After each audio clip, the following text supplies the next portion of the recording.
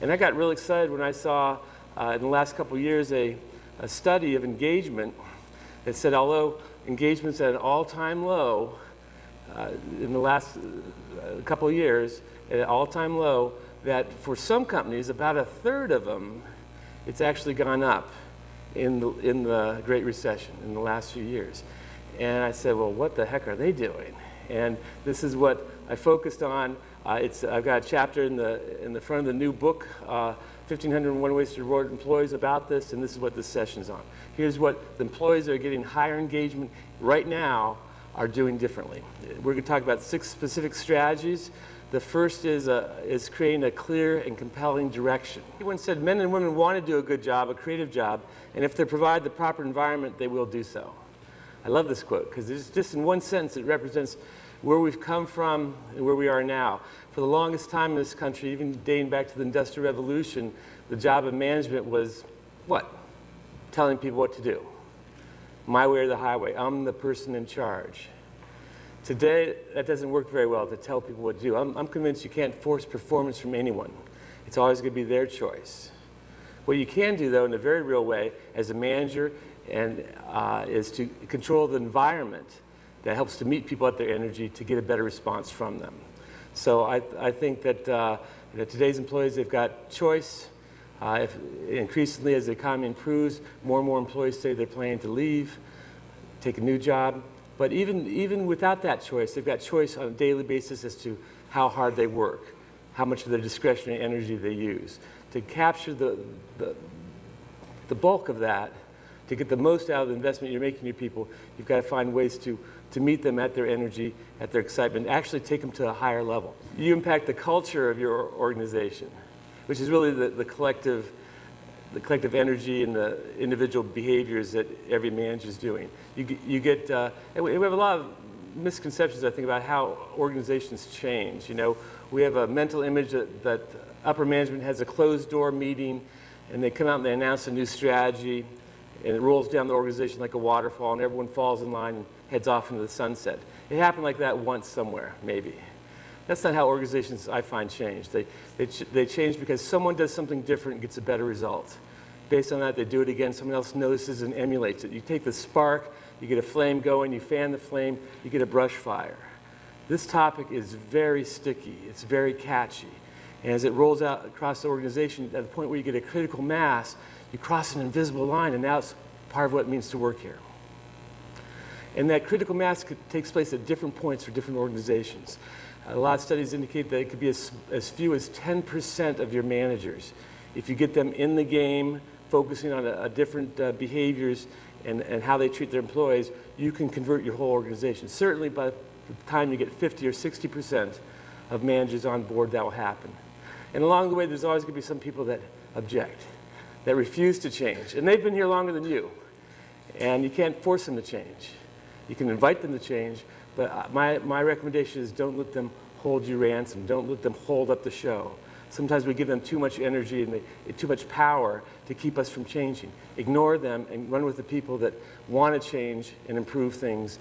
And over time, they will either leave of their own accord or you have a different discussion at a later point once you have started to make change in the culture.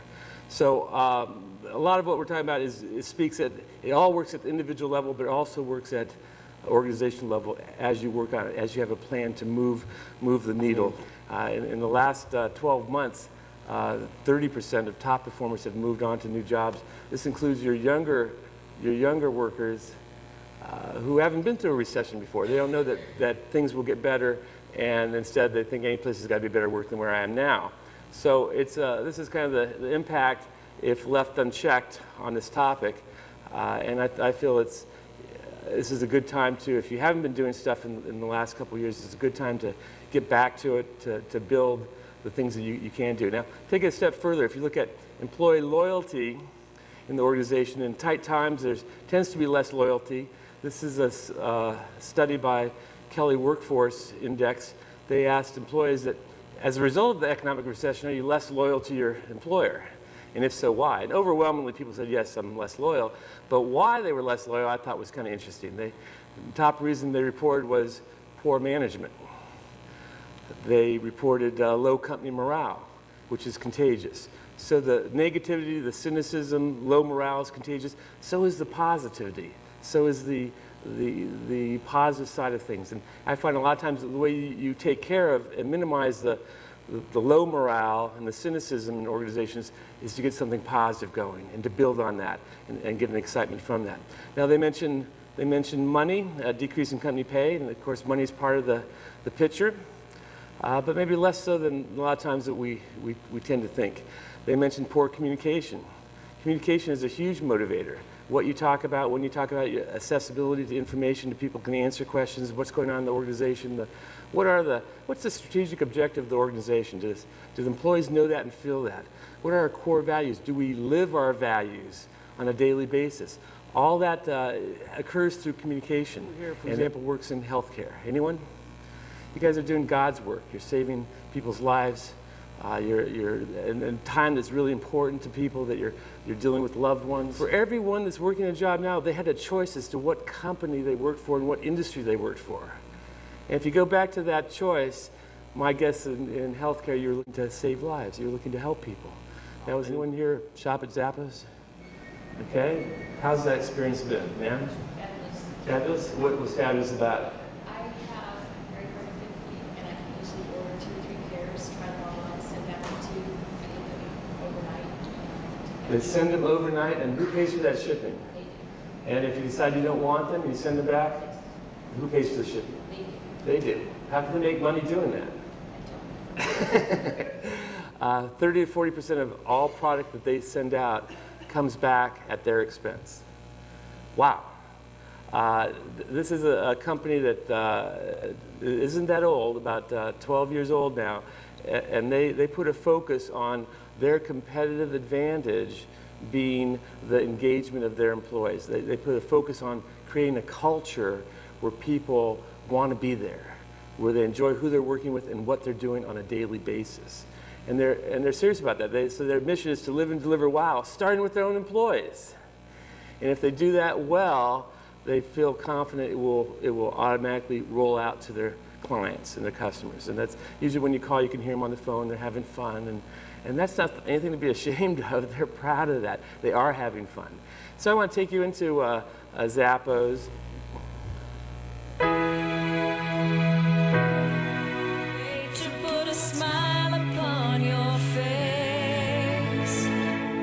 Zappos. These guys are selling women's shoes, but they're talking about higher purpose. What are you talking about on your watch? What are you talking about to get your employees excited about the mission and purpose of your organization? Do they even know what it is? Is it just on the boardroom wall in the annual report, or is it in the daily behaviors and actions of your leadership team? Do they bring it alive and remind people? There's lots and lots of ways to do that. And I feel the job falls to HR as the keeper of the people to make sure it's happening, to lead the charge. Not to do it for managers, but to show them how to do it and to support them in doing it. Now, communication is one of those things where, yeah, what else is new, you know?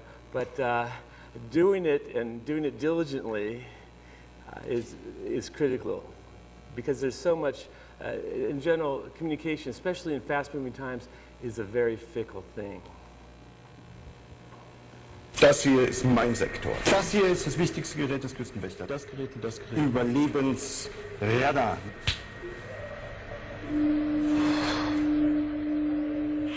What are you thinking about?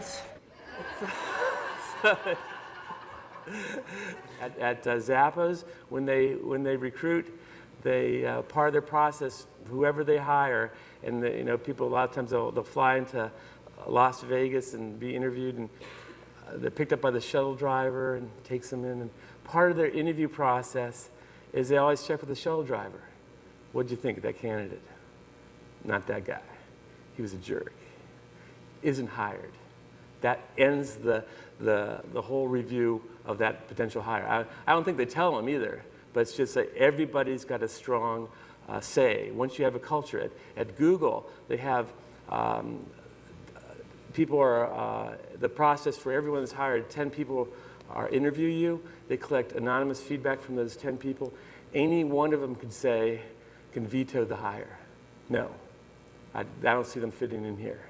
And that's the end of the consideration of that person. Everybody is protecting the culture. And that's the power. Again, this is contagious, it's sticky, you get it going, people want to keep it. It makes it a special place to work. Circuit City, they said, geez, our numbers are down, people are our biggest expense, our biggest cost. We have got to cut people. And cut they did, 3,000 people, whole strata in their stores, the retail clerks and whatnot. And they replaced them with cheaper people. And in the short term, they saved a lot of money. Their balance sheet looked great. Going out 6 months later, they're out of business. Because the people they hired they had even less commitment. They didn't give them training. I remember shopping at Circuit City around that time, and you go in the store, and it was hard to get anyone to help you. True story, I was looking at stuff, and someone came up to me and said, hey, I'm looking to buy a stereo.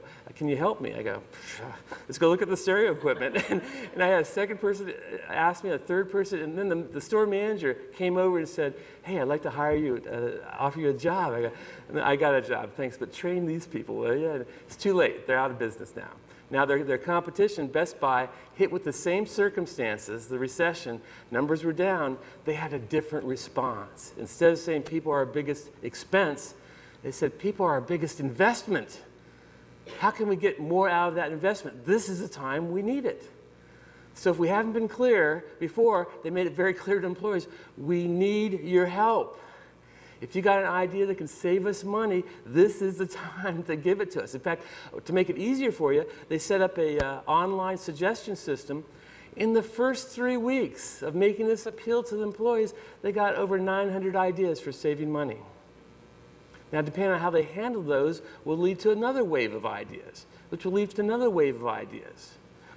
And off they go. At a time when their competition blew it and is now out of business, they got stronger. They had better cost-saving ideas from their employees. They took over market share from their competitor, and now they're stronger as a result. I find this is true in any company, any organization. It's through the power of your people, your most powerful, most important resource, that you maximize competitive advantage. In fact, I'm convinced that every employee's got a $50,000 idea. If you're going to find a way to get it out. It may not be the first one. Maybe it'll be the 5th. Maybe it'll be the 15th. Will you get that far with employees could be a function of how you handle the first ones. How you meet them at their energy, which starts with just a thank you. Hey, thanks for that idea.